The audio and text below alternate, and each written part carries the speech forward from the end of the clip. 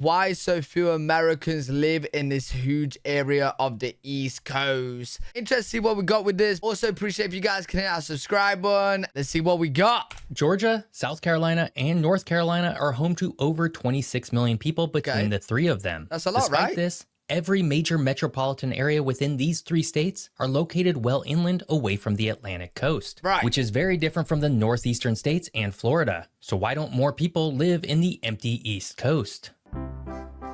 It's 26 mil, not a lot.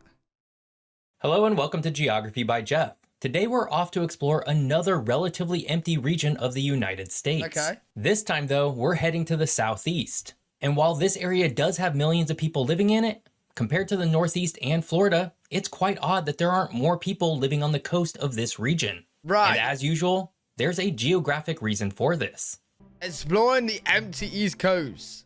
The empty East Coast, encompassing the eastern counties of Georgia, South Carolina, and North Carolina, is home to a pretty unique range of geographic features that have both facilitated and hindered human settlement and economic activity. The region we're talking about in this video is generally characterized by smooth, sandy beaches, barrier islands, and extensive salt marshes.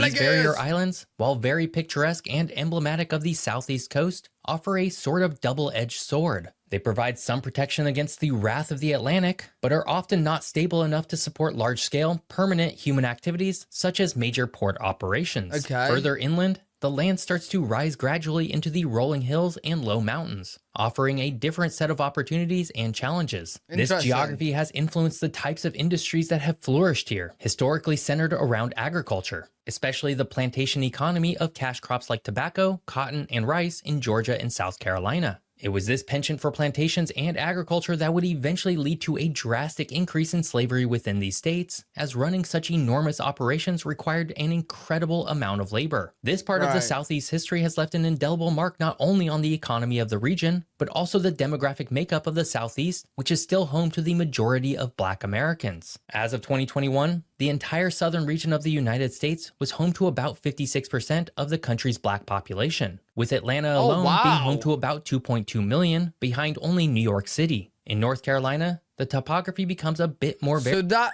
whole part there is like a fourth of America, right, would you say?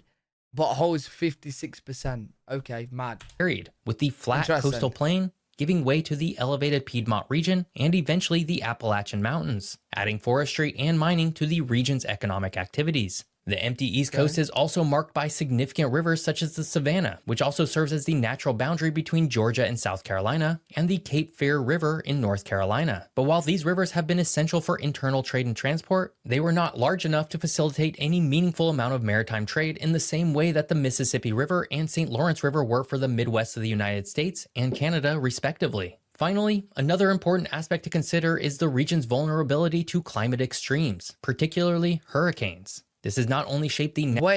but doesn't Florida and Texas get hit a lot by storms as well? And a lot of people are living there. Natural landscape, but also human activity and settlement patterns. The risk of natural disasters has always been a background factor in planning and development along the coast of this region specifically. Since 1990, 56 hurricanes and tropical storms have slammed into this region specifically, making it one of the most dangerous areas to live in with regards to natural disaster preparedness. Only Florida gets more hurricanes overall, but that's due to a combination of receiving hurricanes from the Atlantic Ocean and the Gulf of Mexico. The empty East... But if the reason was because of storms, why people are living in it, why would people be living in Florida, you know what I mean? And the Gulf of Mexico. The empty East is a fascinating region of the country, but if you haven't picked up on it yet, its history and geography have created issues in establishing large population centers on the coast, and we're going to explore why that is right now. But first, if you're enjoying this video, hit that subscribe button. More fun geography videos are just a single click away.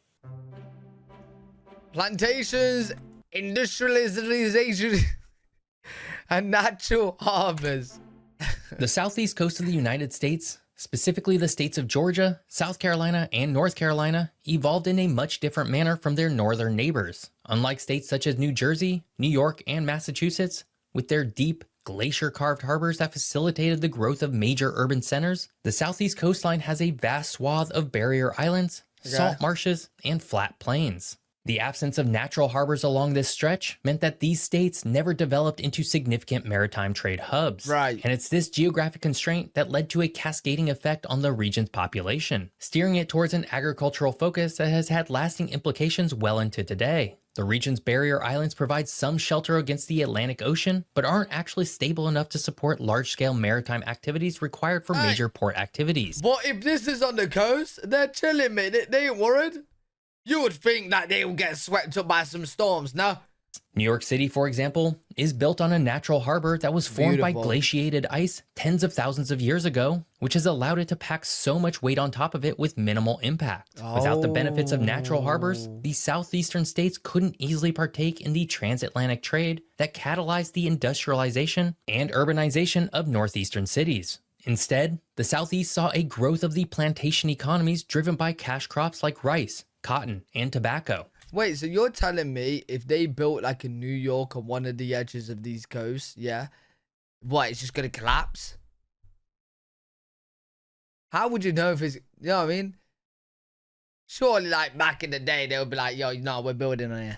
The broad, flat lands away from the coast were well suited for large-scale agriculture, and the hot, humid climate of the region provided an ideal environment for these crops to thrive. Plantations required a large labor force, leading to the horrible importation and enslavement of Africans, a historic atrocity that has had enduring social and cultural consequences for the region and the country at large. And unlike the diversified economies of the Northeast, which included manufacturing, shipping, and eventually technology, the Southeast became economically specialized in the plantation economy, fueled by forced labor of slaves. Right. And it was this exact plantation economy which also discouraged urbanization. Plantations were largely self-sufficient entities that didn't rely on urban centers for labor or goods in the same way that manufacturing did. The small towns and cities that did emerge were usually oriented towards supporting agricultural practices, not industrial production. Even the significant rivers in this region, such as the Savannah and Cape Fear, couldn't compensate for the lack of natural harbors, serving more as conduits for internal trade rather than gateways for international commerce.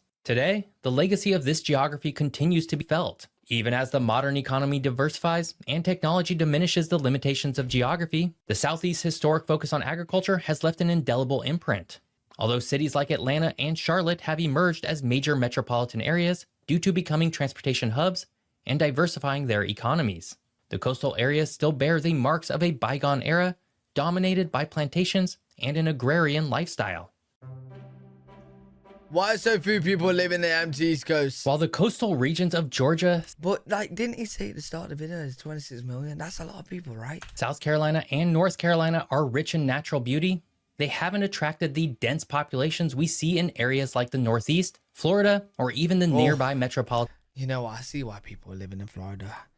Bro, that is beautiful, mate.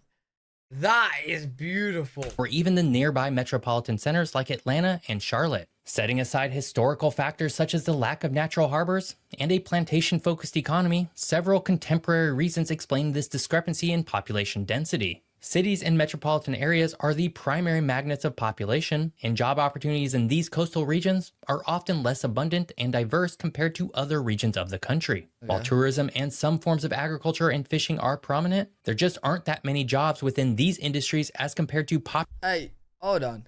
Excuse me, sir. Are you able to be looking when you're driving? Like, listen, you can still get pulled over with a horse, mate, same as the car, bro. He's not paying attention to the road. industries as compared to popular industries like manufacturing. And while major metropolitan areas like Atlanta, Charlotte, and the Raleigh-Durham Research Triangle have become major corporate hubs, attracting young professionals and creating a wide range of jobs, they've become all-consuming for the region at large. In a way, these metro regions have sucked the economic vitality from cities that might otherwise have become a major city on the coast. Right, that and much makes of this sense. comes on the back of infrastructure, specifically as it relates to transportation. Major cities are often transportation hubs, making it easy for residents to travel both domestically and internationally. And in this region specifically, Atlanta has become the dominant transportation hub, sucking the air out of most other regional cities. Atlanta was once known for being one of the largest rail hubs in the country and continues to have the largest airport. As such, cities like Savannah, Georgia do not have nearly as many transportation options, thus further discouraging businesses to set up shop in them. Today, the entire region we're talking about is home to just over 10 million people. That's actually quite a lot of people. But compared to the Yeah, that's what I'm saying. So people are living there. The development of other regions in the eastern half of the country, it's still relatively empty. The Right. largest metropolitan areas in the region would be Columbia and Charleston, South Carolina, with about 820,000 and 800,000 people respectively. Fayetteville and Wilmington, North Carolina, with 520,000 and 282,000 people. See, and now that's Savannah, Georgia, low. with 404,000 people. And while none of these metro areas are tiny, all of them combined are less than half of Atlanta's 6.1 million people, yeah, that's which is kinda low. interesting because Charleston kinda low. specifically predates Atlanta by more than 150 years. That is kind of low. Okay. Charleston should be the same size as... Okay. Interestingly, despite Atlanta being far and away the largest city in the southern region of the country, Charleston, South Carolina predates Georgia's capital by more than 150 years. And given its location on the Atlantic coast, the desire by colonial rulers for easy access to their new lands, and a need for transportation methods tied to water, the South Carolina city probably should have grown to become the dominant southeast city and not Atlanta. But alas, that's not how history typically goes. One of the key factors in the evolution of the two cities is the role Atlanta has played as a transportation hub. Initially founded as a railway junction named Terminus, Atlanta's strategic location... Oh, that's a badass name. Yeah, Terminus. Hey, where do you live? I live at Terminus, bruh. offered a nexus for multiple forms of transport, linking the agricultural richness of the South with markets in the Midwest and Northeast. This central positioning was further bolstered by the development of the Hartsfield-Jackson Atlanta International Airport, which has grown to become one of the busiest airports in the world, Oh, really? attracting businesses and residents alike. And Oh, while wow. Charleston has had over 100 years head start, its physical geography was limiting in a way that Atlanta's was not. You see, Charleston is located on a peninsula, constrained by the Cooper and Ashley rivers and the Atlantic Ocean. This geographical limitation has somewhat curtailed its ability to expand, unlike Atlanta, which had more room for outward growth and development. The low-lying coastal terrain around Charleston also makes it more vulnerable to sea level rise and extreme weather events, possibly deterring some forms of heavy investment and large-scale urban development. Social and cultural factors have also played into the city's divergent paths. While both cities are vibrant cultural centers, Atlanta has garnered a reputation as the unofficial capital of the South, attracting international events like the 1996 Summer Olympics and serving as the birthplace of influential civil rights movements. Charleston, though culturally rich and historically You know what? I've heard quite a few good things about Atlanta. Is that not a great place to live? significant, has not been the stage for events of similar international or national impact. Bottom line, Atlanta simply had too much going for it when it was founded that, by 1890, it was already larger than South Carolina's most populous city. It's really interesting looking at the Northeast and Southeast and how they've developed geographically. There's almost a line you can draw where, as you head south, you can see the major population centers drift away from the Atlantic coast. But while many of these coastal communities lack the same population as Atlanta or Charlotte, they still have much or more to offer in terms of cultural and historic amenities. I hope you enjoyed learning more about... Interesting. Hopefully you guys learned something as well as me. I wouldn't mind living there, bro. But then again, the storms, I don't think I'll be able to survive the storms. But yeah, I'm out for pass on that one, actually. Hopefully you guys enjoyed. Let me know what you guys think in the comment section. If you guys did enjoy, make sure to leave a thumbs up, subscribe for more content. Live every single day on twitch.tv/L3WG if you guys want to check me out over there. I'll see you all in the next one. Peace.